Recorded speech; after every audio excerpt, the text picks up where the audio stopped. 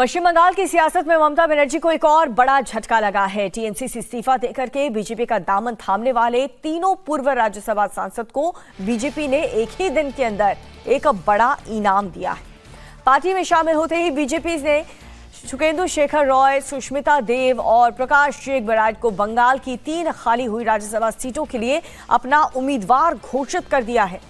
इन तीनों नेताओं ने बंगाल चुनाव में टीएमसी की हार और ममता बनर्जी से नाराजगी के चलते राज्यसभा और पार्टी के सभी पदों से इस्तीफा दे दिया था। गुरुवार को तीनों नेताओं ने पश्चिम बंगाल बीजेपी प्रदेश अध्यक्ष शमिक भट्टाचार्य की मौजूदगी में औपचारिक रूप से बीजेपी की सदस्यता ग्रहण की और इसके महज कुछ ही घंटे के अंदर बीजेपी आलाकमान ने तीनों नेताओं के नाम पर अपनी मुहर लगाते हुए उन्हें राज्यसभा उपचुनाव के मैदान में उतार दिया। टेबल पे आप तृणमूल के बारे में कुछ पूछ ही नहीं सकते, इसलिए ये तीनों ने अभी भारतीय जनता पार्टी में शामिल हो गए, हमारा परिवार की सदस्य बन गया। आज हमारे लिए खुशी का दिन है।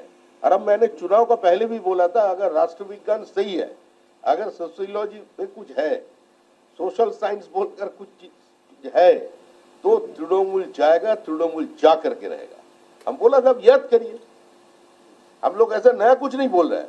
हम बोला था कि आसमान नवान्न में आ सकते हैं, गंगा जी का पानी राइटर्स की फर्स्ट फ्लोर तक पहुंच जा सकते हैं, अनुपम खेर की सर पे फिर से बाल उगाल सकते हैं, लेकिन तृणमूल चौथे बार सत्ता में नहीं आएगा। और तृणमूल सिर्फ सरकार नहीं जाएगा, तृणमूल पार्टी समाप्त हो जाएगा।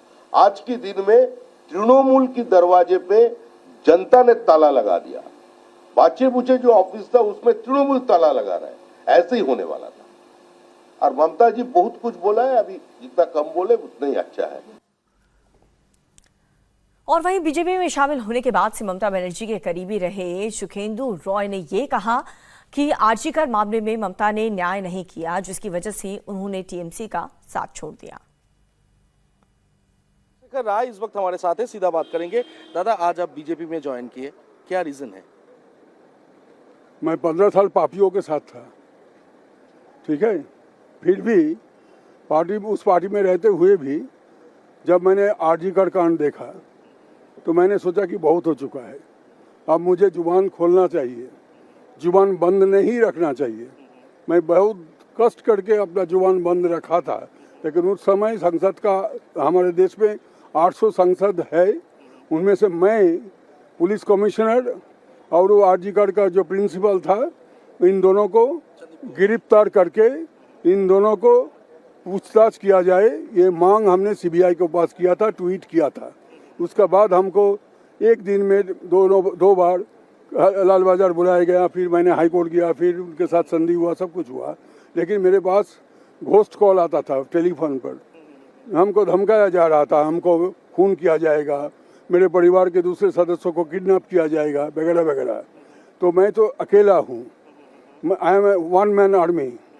मैंने फिर भी वो हिम्मत दिखाया, और बहुत सारे इंटेलेक्चुअल है, बहुत सारे पंडित लोग हैं हमारा पार्टी में, मैं दूसरों को बात नहीं कर रहा हूँ।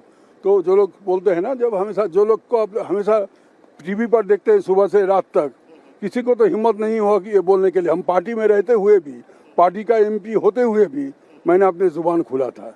तो आज उसका हमको बहुत कष्ट महसूस करने पड़े।